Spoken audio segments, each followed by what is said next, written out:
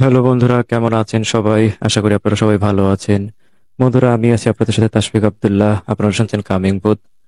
আজকের যে গল্পটি আপনাদেরকে শোনাবো সেই গল্পটি হচ্ছে একটি দ্বীপকে নিয়ে।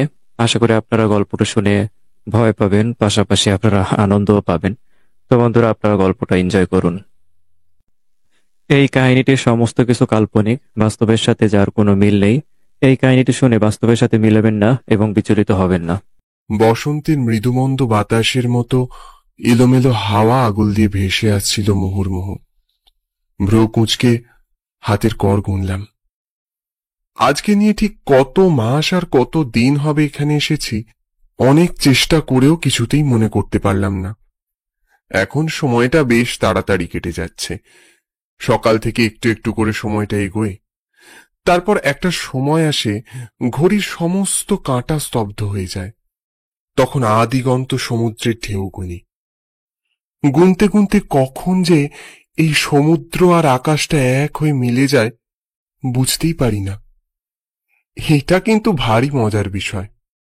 এই তো কালকে রাতে কি জানি কি খেয়াল হয়েছে, স্বপ্নে দেখছি এই ঘরের জানলার বাইরে সার দিয়ে সাদা সাদা মেঘ ভেসে বেড়াচ্ছে। আমি প্রথমে ভাবলাম ভুল দেখছি বোধহয়। ছুট্টে দরজার কাছে গিয়ে পাল্লা খুলতেই দেখি, না, মিথ্যে নয়, সেখানে সত্যি সত্যি রাশি রাশি মেঘেদের সম্ভার, যেন আস্ত একটা মেঘমুলক আমার পায়ের কাছে। ক্রমাগত মেঘেদের আনাগোনা আর রংধনুর 7 রঙের বাহার। দৌড়ে সেখানে ঝাঁপ দিতে যাব, ঠিক সেই সময় ঘুমটা ভেঙে গেল। কানাই, বাবা কানাই, এই যে তোমার রুটি আর আলু ভাজা।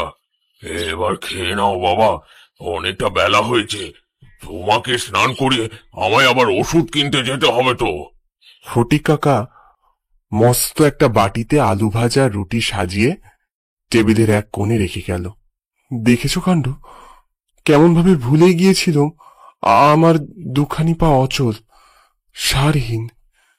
সারাদিন হুইল চেয়ারে বসে বসে আকাশ কুসুম ভাবা ছাড়া আর কোনো কাজ আছে আমার? কেমন একটা চাপা কষ্ট মনের মধ্যে সারাক্ষণ ভিড় করে। একই বুড়ো মানুষটার বোঝা হয়ে আছি। সারাদিন এই কুঁড়ে ঘরের একটা বাড়তি বোঝা যেন। আসলে আমার কপালটাই খারাপ। হাজার চেষ্টা করেও কিছুতেই মনে পড়তে চায় না আমার সেই পুরনো দিনের স্মৃতিগুলো। কি হলো, এত কি ভাবছো বেটা? খেয়ে নাও, দেরি করো না। একটা নারকেলের টুকরো দেবো, রুটি দিয়ে খেতে বেশ ভালো লাগবে। না না, থাক, ওসব লাগবে না। আচ্ছা, আমি আপনাকে অনেক সমস্যায় ফেলে দিয়েছি না? কে বলেছে সব কথা? কে বলবে? আমারই বারবার এমনটা মনে হয়, জানেন তো। বড্ড খারাপ লাগে। কোথা থেকে আমি এলাম, কোথায় আমার বাড়ি, শুধু কিছু মনে করতে চাইলেই মাথাটা ধরে যায়। শুধু দুটো বড় বড় হেডলাইটের আলো আর অন্ধকার। ফের ফের তুমি ও কথা বলছো? এবার কিন্তু আমি খুব রেগে যাচ্ছি বাবা। এসব কথা তুমি মাথাতেও আনবে না।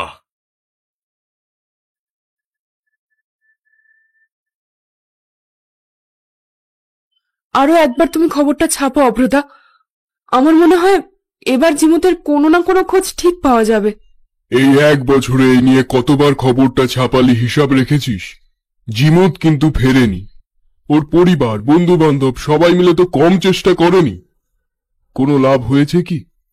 আমি তোকে অনেক দিন ধরে চিনি, তুই আমার বন্ধু, তাই বলছি এসব করে আর সময় নষ্ট করিস না উর্মি। আমার মনে হয় তুই শুধু শুধু সময় নষ্ট করছিস। শুনতে খারাপ লাগলেও এটাই সত্যি। জিমুতের আর ফেরার কোনো সম্ভাবনা নেই বললেই চলে। ছি অভ্রতা, ছি, তুমি এই কথাটা বলতে পারলে? জিমুত আমার সবচেয়ে কাছের বন্ধু। মনে হয় এই সেদিনের কথা।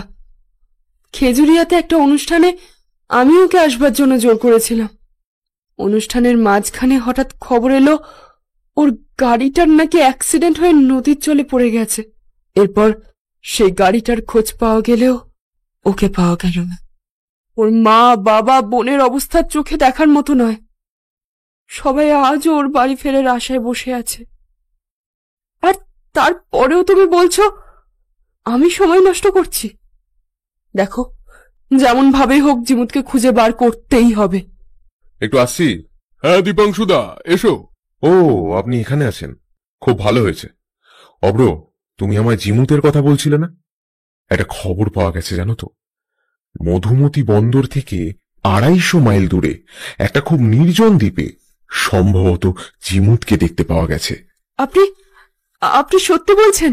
কিন্তু ও ওই রকম জায়গায় কি করছে? সে তো ঠিক বলতে পারবো না ম্যাডাম। আমি এক্ষুনি যাব সেখানে। দাঁড়া দাঁড়া, ওরকম একটা জায়গায় তুই একা যাস না।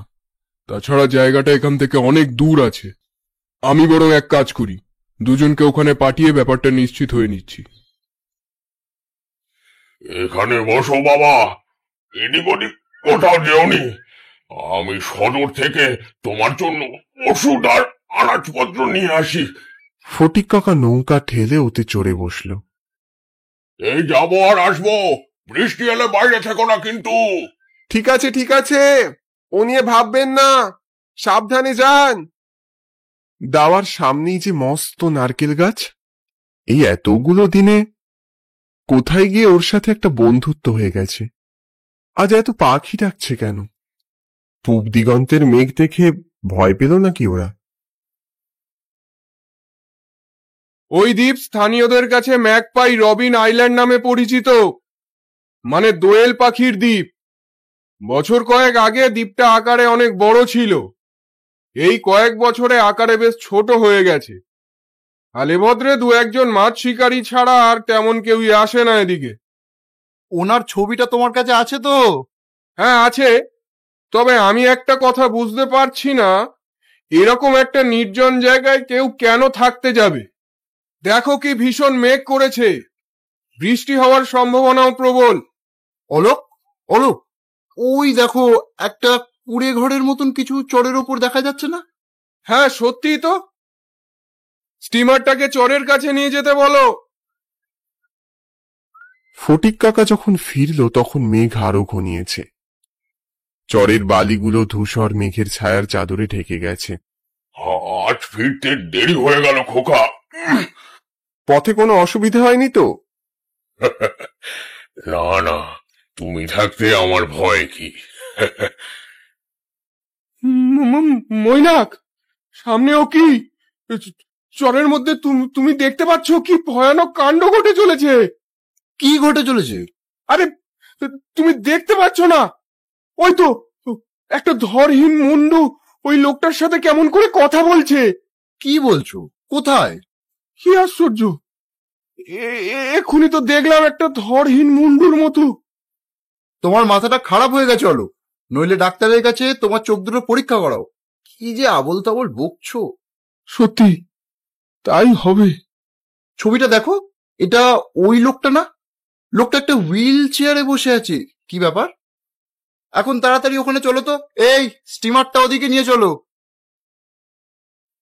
এই নাও ভাত, আলু মাখার, কই মাছের ঝোল। আজ আর কিছু হয়নি বাবা।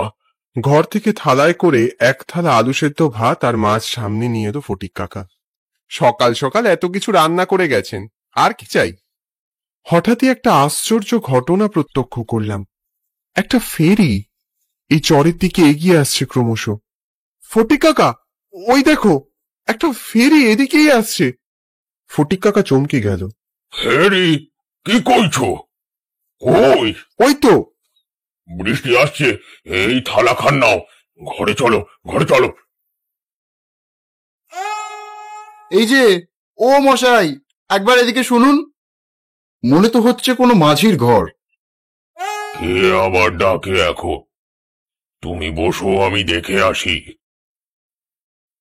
হ্যাঁ বলুন, আপনারা এখানে কি ব্যাপার? ওখানে হুইল চেয়ারে যিনি বসেছিলেন, উনি আপনার কে হয়? কেন, ওর সাথে কি দরকার? দরকার আছে। এই ছবিটা দেখছেন, ইনি প্রায় 1 বছর ধরে নিখোঁজ। নাম জিমুত রায়। ওনাকে একবার ঘর থেকে আসতে বলুন তো। আপনারা ভুল করছেন, ও আমার ছেলে কানাই, এখানে আর বেশিক্ষণ দাঁড়াবেন না, চলে যান। জানলা দিয়ে বাগবিতণ্ডার শব্দ শুনতে পেলাম।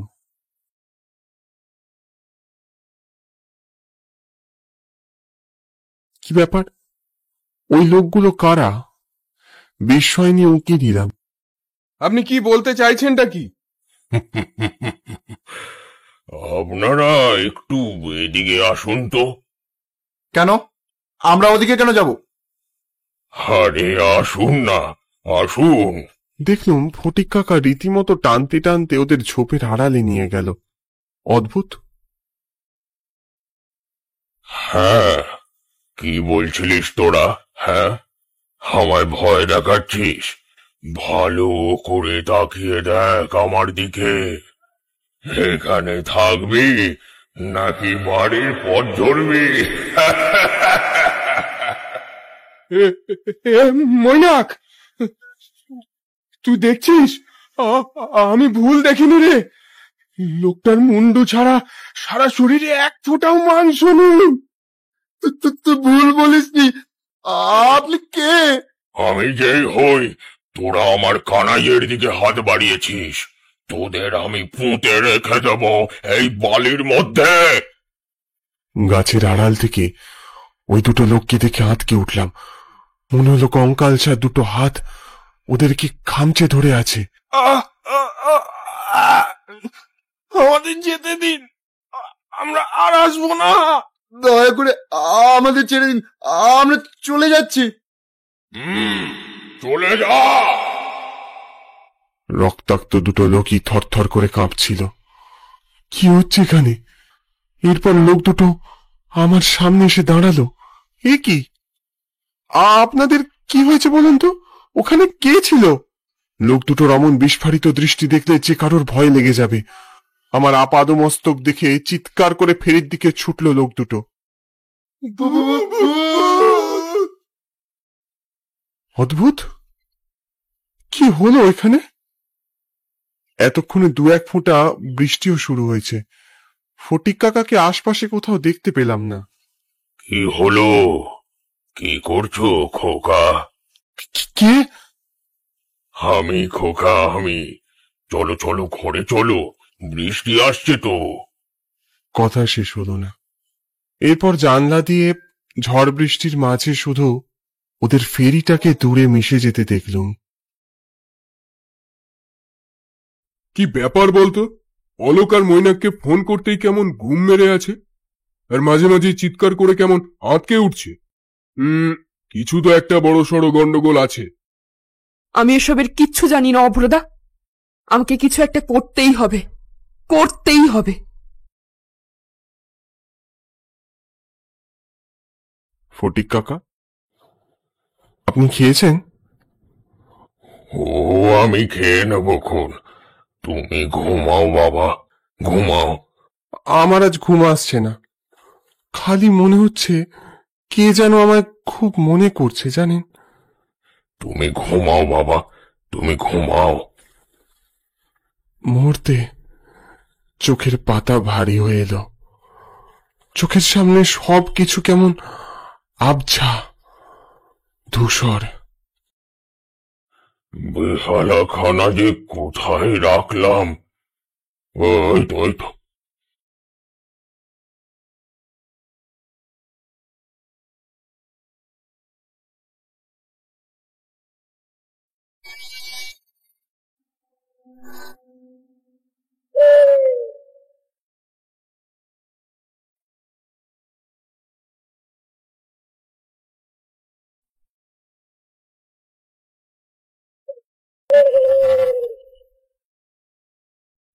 অভ্রতার হাজার বারণের সত্ত্বেও নিজেকে আটকে রাখতে পারলাম না।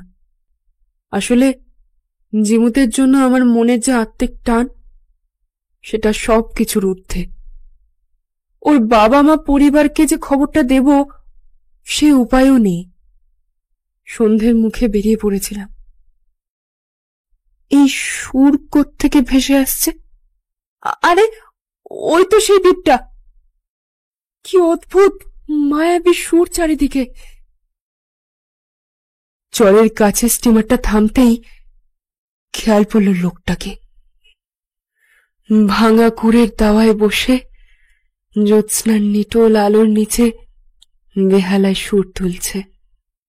এগিয়ে গেলাম। লোকটাকে ডাকবার আগেই জানলার ফাঁকে জিমুতকে দেখতে পেলাম। জিমুত! কোনো দিকে না চেয়ে ঘরের মধ্যে ঢুকলাম।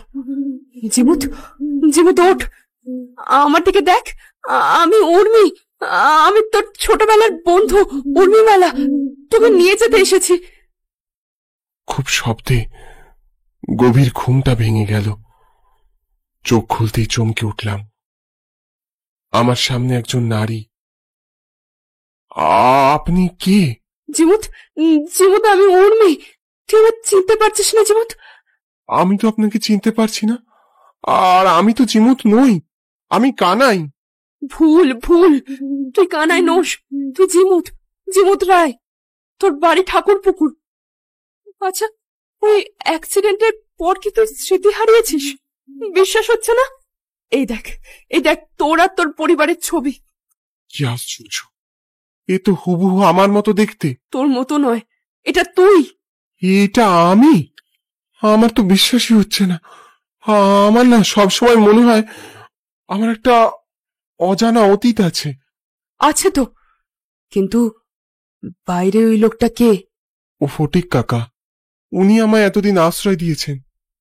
নইলে এই হুইল চেয়ার যার সঙ্গী, তাকে কে দেখতো? সব বুঝলাম। এবার তুই আমার সাথে চল, আমাকে একটাবার বিশ্বাস কর। কোথায় যাওয়ার কথা হচ্ছে? হ্যাঁ? ফটিক কাকা দরজা দিয়ে যখন ঢুকলো, ফটিক কাকার অন্য এক রূপ আমি দেখলাম। বীভৎস, ভয়াল সে রূপ। ওই যে দুজনকে শিক্ষা দিয়েছি তাতে হয়নি না? হ্যাঁ, ওরা আপনাকে কিছু বলেনি? এ কি আপনি?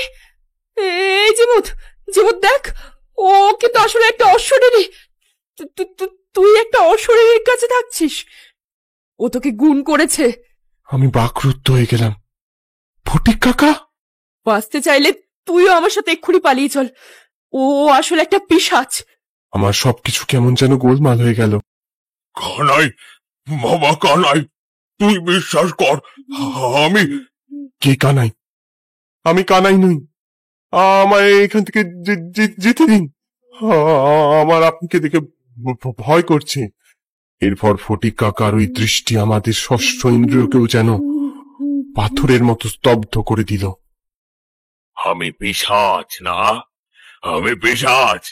আজ যখন সব শেষ হয়ে গেল, তাহলে শোন আমি কেন পিশাচ হয়েছি। কেউ জানে না তোর আসল বাবা হলাম আমি, এই ফটিক চরণ। এই ঘরে তোর জন্ম হয়েছিল। মামরা ছেলের সাথ করে নাম রেখেছিলাম কানাই। সেবার কি ভয়ানক বন্যা এই তীর জুড়ে। তখন তোর 2 বছর বয়স। জলের তোড়ে বাড়ি ঘর সব শেষ। আর আর তুই ভেসে গেলি সেই জলের তোড়ে। তখন আমার পাগল পাগল অবস্থা। কোথায় না কোথায় খুঁজেছি তোকে। এক সময় উদ্ভ্রান্তের মতো রেল লাইনের ওপরে ছুটছিলাম। সামনে একটা ট্রেন, তারপর সব ঝাপসা। ব্যাস, মৃত্যুর পর আমার শরীর মুক্তি পায়নি। দেখলাম আমার ছেলে কানাই ভেসে উঠেছে এক তীরে। ওকে ওকে নিয়ে নিল এক পরিবার। সেই থেকে আমি ওর সাথেই ছিলাম জীবনের প্রতি মুহূর্তে। ওর অ্যাক্সিডেন্টের পর আমি ওকে ছাড়তে পারিনি। ঠিক আছে বাপ, ঠিক আছে, আমায় ক্ষমা করিস। আমি চলে যাচ্ছি। তারপর আমাদের চোখের সামনে অদৃশ্য হয়ে গেল সে অশরীরী শরীর। যা শুনলাম আমার বুক কাঁপিয়ে দিল। উর্মিদার চোখেও জলের ধারা। বাবা! জানলার পাশে প্রচুর সাদা মেঘ জমেছে। ভোরের অন্ধকারে এক ঝাঁক দোয়েল পাখি ডেকে চলেছে। সমস্ত দ্বীপ জুড়ে কি এক মায়াময় মেঘের খেলা। বন্ধুরা, আশা করি আপনাদের গল্পটি ভালো লেগেছে। যদি গল্পটি ভালো লেগে থাকে তাহলে অবশ্যই লাইক করবেন, কমেন্ট করবেন এবং যারা নতুন আছেন তারা অবশ্যই সাবস্ক্রাইব করবেন। বন্ধুরা, এরকম আরো গল্প পেতে অবশ্যই আমাদের চ্যানেলটিকে সাবস্ক্রাইব করবেন। এরকম আরো গল্প আমি সামনে নিয়ে আসব। নতুন একটা পর্বে আপনাদের সাথে আবার দেখা হবে। সেই পর্যন্ত আপনারা ভালো থাকবেন, সুস্থ থাকবেন। আল্লাহ হাফেজ।